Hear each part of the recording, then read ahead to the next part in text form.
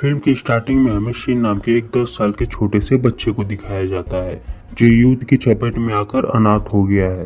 युद्ध में उसके पिता मारे गए जबकि उसकी माँ और उसके भाई को सैनिकों ने जलाकर मार दिया और युद्ध की वजह से उसकी तरह ही न जाने कितने बच्चे अनाथ हो चुके हैं और अब शिन को गुलाम बनाकर बेच दिया जाता है और उसको एक किसान ने खरीदा। जब शिन उस गांव में गया तो वहां उसे एक और बच्चा मिलता है जिसका नाम चेन है और वो भी उस किसान का गुलाम है। वो किसान इनके ऊपर काफी जुल्म करता है, हद से ज्यादा काम करवाता है, पर इन दोनों के पास काम करने और जुल्म सहने के अलावा कोई दूसरा रास्ता नहीं था। फिर ये दोनों काफी अच्छे दोस्त बन जाते हैं। तब चेन शिन का एक बड़े भाई की तरह ख्याल रखता है और उसे बहुत मानता है। तब इन दोनों का एक ही सपना था कि वो दोनों बड़े होकर अब तक के इतिहास में सबसे महान आर्मी जनरल बनेंगे और साथ ही एक महान योद्धा भी। इसलिए दोनों हमेशा जंगल में तलवारबाजी की प्रैक्टिस करते थे। खैर इनके पास असली तलवार तो नहीं होती, इसलिए वो लकड़ी की तलवार से प्रैक्टिस करते और ऐसे करते करते कई साल बीत जाते हैं। अब दोनों बड़े हो चुके हैं, अभी भी दोनों लकड़ी की तलवार से ही एक दूसरे के साथ फाइट कर रहे होते हैं कि अचानक वहां से सेना की एक छोटी टुकड़ी गुजरती है और उनका जनरल इनके पास आकर इन दोनों की तलवारबाजी की स्किल देखता है और वो यह देखकर बहुत इम्प्रेस होता है। फिर जनरल उस आदमी के घर जाता है जो इनका मालिक था। तब वो आदमी जनरल को देखकर उसके पैरों में झुक जाता है। इसके बाद जनरल उससे कहता है कि मैं चेन को अपने साथ ले जाना चाहता हूँ ताकि मैं अपने सेना में अच्छे योद्धाओं को शामिल कर सकूं। क्योंकि मैंने अभी अभी जंगल में इन दोनों को लड़ते हुए देखा और ये दोनों कमाल के योद्धा हैं, पर मैं सिर्फ चेन को ही ले जाना चाहता हूँ ताकि शिन तुम्हारी सेवा कर सके और इधर मैं चेन को लड़ाई और तलवारबाजी जैसी कला सिखाऊंगा ताकि वो एक बेहतरीन योद्धा बन सके और देश की सेवा में एक अहम किरदार निभा सके। तब यह सुनकर शिन बहुत खुश होता है क्योंकि इन दोनों में से अब एक यहाँ से जा सकता है और जनरल बनकर अपना सपना पूरा कर सकता है।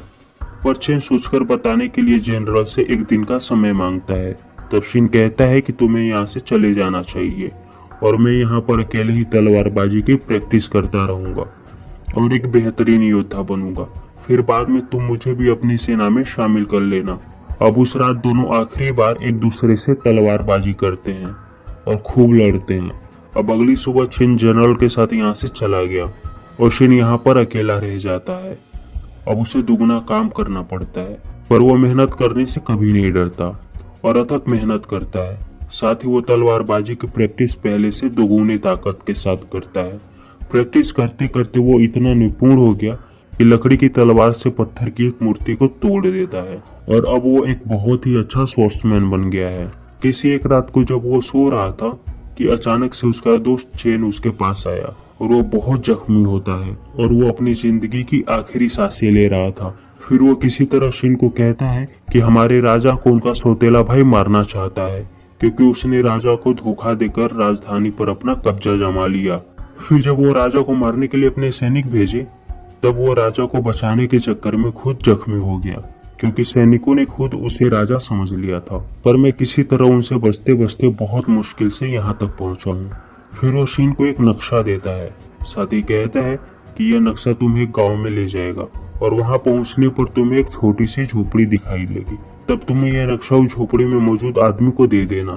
तब वो समझ जाएगा कि तुमको मैंने भेजा है और साथ ही तुम्हें सेना में भी शामिल कर लिया जाएगा और बाद में तुम जनरल भी बन सकोगे। और इतना कहते ही चेन परमात्मा को प्यारा हो गया।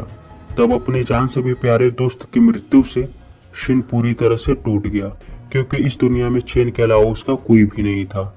तब वो उन लोगों से बदला लेने की कठोर कसम खाता है जिन लोगों ने चेन को मारा है। फिर वो नक्शा लेकर उस गांव की तरफ निकल जाता है। कुछ दूर आगे जाने पर रास्ते में उसे कुछ पागल लुटेरे मिले जो उस पर बिना तरस खाए हमला कर देते हैं। पर बदले की आग में जलता शिन अपनी तलवारबाजी से उन सभी के छक्के छुड़ा देता है क्योंकि वो वर्षों से तलवारबाजी करते करते इतना निपुण हो गया था कि उसके सामने कोई भी योद्धा टिक नहीं सकता था। अब लुटेरों का काम तमाम करके शिन उस गांव के लिए निकल जाता है, लेकिन तभी हम एक अजीब से जासूस को देखते हैं जो शिन पर नजर रख रहा था।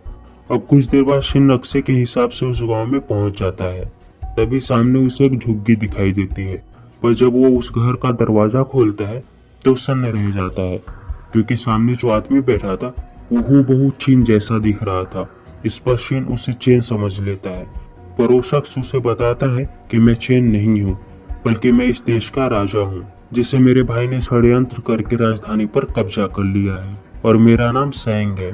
तब ये सुनकर शीन चौंक जाता है। फिर सेंग उसे बताता है कि मेरे जनरल ने तुम्हारे भाई को मेरे पास लाया, इसलिए नहीं कि वो अच्छा लड़ता है, बल्कि इसलिए कि उसकी शक्ल मेरे जैसी थी। अब क्योंकि मेरे ही कुछ लोग मेरे खिलाफ साजिश कर रहे हैं, जिसमें मेरा भाई भी है, और मुझे कोई नुकसान ना पहुंचा पाए, इसलिए चेन को कई बार मेरी जगह पर रखा जाता था। और जब मेरे भाई के लोग महल पर कब्जा कर चुके थे और तब वो लोग मुझे मारने के लिए आए, तब उन्होंने चेन को किंग समझकर उस पर हमला किया, पर वो किसी तरह वहां से बच निकला और तुम्हारे पास आ गया। अब क्या था? ये बात सुनकर तो शीन का खून खोल उठता है, और तब उसे पूरी कहानी समझ में आ जाती है कि क्यों जनरल चेन को खरीद कर यहाँ से राजमहल ले गया था और क्यों चेन की मृत्यु हुई। इसलिए वो चेन की मृत्यु का सबसे बड़ा कारण राजा को समझता है, क्योंकि राजा ने चेन को अगर अपना हमशक्ल बनाकर महल में उसकी जगह पेश नहीं किया होता तो चेन बच गया होता और आज उसके साथ होता। अब नेक्स्ट सीन में हम राजा के भाई के सैनिकों को देखते हैं जो उस गांव में पहुंच जाते हैं। फिर वहां पहुंचने के बाद उन्हें चेन की डेड बॉडी मिल जाती है, लेकिन उन्हें किसी तरह पता चल जाता है कि जिस लड़की को उन्होंने राजा समझकर मारा था, असल में वो राजा नहीं बल्कि उनका हमशक्ल था। इधर दूसरी तरफ उस गांव में वो कातिल पहुंच जाता है जिसने चेन को मारा था। वो यहाँ पर जैंग को मारने आया था। इस पर शीन उससे पूछता है कि तुम इसे क्यों मारना चाह रहे हो। तब जैंग उसे बताता है कि ये मेरे भाई का आदमी है और इसी ने तुम्हारे दोस्त को मारा है। तब शीन कहता है कि मैं पहले इसे मारूंगा फिर तुम्हें। तब शीन उस पर अटैक कर देता है, पर वो निंजा शीन पर काफी भारी पड़ता है और साथ ही जैंग को भी मारता है। लेकिन शीन उठ खड़ा होता है और उस पर अटैक करता है। वो प्रैक्टिस करते करते तलवारबाजी में इतना माहिर हो गया था कि उसके आगे उस निंजा की एक न चली, और शीन अपने बेहतरीन मूव से उसे वहीं पर ढेर कर देता है। उसकी तलवारबाजी को देखकर जैंग भी हैरान था, क्योंकि उसने जिसे मारा था वो खुद भी एक महान स्वॉर्ड्समैन था। अब वो जैंग के पास आता है, पर वो उसे माफ नहीं करता, क्योंकि उसे लगता है कहीं ना कहीं उसके दोस्त की मौत की वजह सिर्फ और सिर्फ जैंग है। तब जैंग उसे कहता है कि चेन ने देश हित और राजा के लिए अपनी जान दी, और मैंने उसे महल छोड़ देने के लिए बोला था, पर उसने मेरा साथ नहीं छोड़ने का फैसला किया, क्योंकि उसे पता था कि अगर उसके भाई मिंग ने गद्दी पर अधिकार कर लिया तो पता नहीं कितने लोग मारे जाएंगे और न जाने कितने बच्चे गुलाम होंगे। इसलिए उसने मुझे बचाने के लिए खुद की जान दे दी, और मैं दोबारा से अपने राज्य को हासिल करना चाहता हूँ, जिसके लिए मुझे तुम्हारी मदद की जरूरत है, ताकि मैं अपनी प्रजा को इस अत्याचारी से बचा सकूं। और मैं अपनी एक सेना बनाना चाहता हूं, ताकि मैं मिंग पर हमला कर अपने राज्य को दोबारा हासिल कर लूं, और इस तरह तुम मिंग को मारकर चेन की मौत का बदला भी ले सकते हो। नेक्स्ट सीन में हम जैंग के भाई मिंग को राजमहल में देखते हैं। उसने देश को हथिया तो लिया है, लेकिन वो अभी भी जैंग के जिंदा होने से बहुत ज्यादा परेशान है। साथ ही वो अपने मंत्रियों से कहता है कि किसी भी कीमत पर तुम लोगों को जैंग को मारना होगा। इसके बाद मिंग अपने एक खास योद्धा को जैंग को मारने के लिए भेज देता है। दूसरी तरफ जब शीन और मिंग जंगल में होते हैं, तभी अजीब सा कॉस्ट्यूम वाला वो जासूस दिखता है, और असल में वो लड़की होती है, और वो शीन और जैंग को जंगल में एक खुफिया रास्ते से उन्हें ले जाती है, ताकि मिंग के सैनिक उनको ना देख पाए। अब कुछ दूर जाते ही मिंग का वो योद्धा अचानक से उनके सामने आ जाता है, और वो जहरीली तीरों से उन पर अटैक कर देता है। तब शीन उसे फाइट करता है, और दोनों में बहुत ही घमासान लड़ाई होती है, लेकिन अंत में शीन उसे मार गिराता है, पर उसे एक जहरीली तीर लग गई थी, इसलिए वो बेहोश हो जाता है। और जब उसकी आंख खुली तब वो एक कमरे में था। तब जैंग और जंगली लड़की उसका ख्याल रखती हैं। अगले दिन यहाँ पर बहुत सारे सैनिक आते हैं, जिसमें किंग का वो जनरल भी होता है जिसने चेन को खरीदा था। उसे देखकर शीन को बहुत गुस्सा आता है। तब जनरल किंग से कहता है कि मैं अभी भी आपका वफादार हूँ और साथ ही आपके लिए लड़ना चाहता हूँ। जैंग को पता है कि जनरल सच बोल रहा है, वो हमेशा से उसका वफादार था, पर जैंग के पास उतनी सेना नहीं है जिससे वो अपने भाई का मुकाबला कर पाए। तब वो लड़की कहती है कि पहाड़ी राजा के पास एक अच्छी सेना है और वो बहुत ताकतवर है। अगर वो आपका साथ देने के लिए मान जाए तो आप अपने भाई से युद्ध कर सकते हैं। तब जनरल भी उसके हाँ में हाँ मिलाता है। तब ये लोग एक लंबे सफर पर निकल जाते हैं। बड़ी मुश्किल से ये लोग जंगलों को पार करते हुए वहां तक पहुंच जाते हैं जहां पहाड़ी कबीले वाले रहते हैं। तब पहाड़ी सेना अचानक से उन सभी को घेर लेती है और अपने लीडर के पास ले जाते हैं। फिर जेंग उनके लीडर को सब कुछ बताता है कि किस तरह उसके भाई ने उसे धोखा दिया और पूरे राज्य पर कब्जा कर लिया और वह एक अच्छा राजा नहीं है और साथ ही सब पर बहुत जुल्म करता है, इसलिए हमें आपकी मदद की जरूरत है। पहाड़ी लोगों का जो लीडर होता है वो जेंग की मदद करने से इनकार कर देता है क्योंकि किंग के पूर्वजों ने इन लोगों के ऊपर बहुत अत्याचार किए होते हैं, इसलिए उन्हें छिपकर पहाड़ों में रहना पड़ा। तब जेंग इसके लिए माफी मांगता है, साथ ही कहता है कि अगर वो राजा बना तो वो उनके लिए एक राज्य बना देगा। जिसके बाद पहाड़ी कबीलों का लीडर इनकी मदद करने के लिए मान जाता है। फिर वो अपने चेहरे से मास्क हटाता है। तब हम देखते हैं वो लीडर एक बहुत ही खूबसूरत लड़की है और उसे देखकर सब हैरान थे। और अब ये सब एक प्लान बनाते हैं जिसके तहत ये जेंग और उसके लोगों को पहाड़ी मुखौटा पहनाकर अपनी सेना में शामिल करके मिंग के महल के बाहर आते हैं। साथ ही मिंग खुद को यहाँ का राजा घोषित कर चुका था। फिर मिंग का मंत्री रानी के पास आता है। तब लीडर उससे कहती है कि हम भी तुम्हारे राजा की सेना में शामिल होना चाहते हैं ताकि हम भी राजा की सेवा कर सकें और देश के गद्दार जेंग को खत्म करने में अपनी भूमिका निभा सकें। तब ये सुनकर मिंग को बहुत खुशी होती है। इस पर वो इन्हें अपनी सेना में शामिल होने का आदेश दे देता है।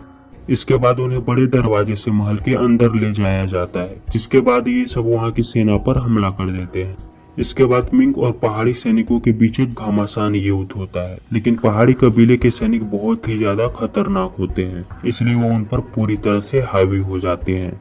इधर हम शीन और पहाड़ी जनरल को देखते हैं जो एक खुफिया रास्ते से महल के अंदर दाखिल हो जाते हैं जहाँ पर मिंग है। तभी इनके सामने एक बहुत ही खतरनाक मॉन्स्टर आ जाता है जो कि बहुत ही पावरफुल होता है। शीन उससे अकेला फाइट करता है पर वो अकेला ही उसके लिए काफी नहीं था। फिर सभी लोग मिलकर अंत में उस मॉन्स्टर को मार गिराते हैं। अब ये लोग सीधा महल के प्रांगण में पहुंच जाते हैं जहां पर मिंग अपनी तख्त पर बैठा होता है और उसके फेस पर बिल्कुल भी शिकन नहीं होती। फिर वो अपने सबसे खतरनाक स्वॉर्ड्समैन को बुलाता है और शीन से कहता है कि अगर तुम वाकई एक महान तलवारबाज हो तो तुम मेरे इस योद्धा से जीत कर दिखाओ। जिसके बाद शीन उसके चैलेंज को एक्सेप्ट करता हुआ उस योद्धा से लड़ता है और वो योद्धा बहुत ही खतरनाक तलवारबाज होता है और शीन उसके आगे नहीं टिक पाता, पर वो हार नहीं मानता। तभी उसे अपनी प्रैक्टिस के दिन याद आते हैं कि कैसे वो चेन को हराया करता था। तब वो उठ खड़ा होता है और उस योद्धा पर इतनी तेजी से वार करता है कि वो इसके वार का जवाब ही नहीं दे पाता और अंत में शीन उसे भी मार गिराता है। तब ये देखकर मिंग डर जाता है और अपनी जान बचाने के लिए यहाँ से भागने लगता है, पर तभी बाहर उसे पहाड़ी योद्धा घेर लेते हैं। तभी जेंग उसके सामने आता है और वो एक ही बार में अपने भाई को स्वर्ग को पहुंचा देता है, साथ ही अपने राज को वापस हासिल कर लेता है। अब शीन ने भी अपनी जान से भी प्यारे दोस्त की मौत का बदला ले लिया है। साथ ही उसका हमेशा से जनरल बनने का सपना था, अब वो सपना भी पूरा हो चुका है क्योंकि चेन ने उसे अपनी सेना का जनरल नियुक्त कर दिया है। साथ ही वो अब एक महान तलवारबाज बन चुका है क्योंकि उसके जैसा तलवारबाज इस दुनिया में शायद ही कोई हो। साथ ही पहाड़ी रानी भी जेंग का हमेशा साथ देने के लिए तैयार हो जाती है और वो अपने लोगों के साथ यही रहकर खेती बाड़ी करती है। और इसी के साथ ये अमेजिंग मूवी यहीं पर खत्म होती है। तो दोस्तों, अगर आपको हमारी ये वीडियो पसंद आई हो तो हमारे इस चैनल को लाइक और सब्सक्राइब जरूर करें क्योंकि हमें आपकी सपोर्ट की बहुत ज़्यादा ज़रूरत है। तो मिलते हैं हम आपसे अपनी नेक्स्ट वीडियो में। तब तक के लिए टाटा और बाय बाय।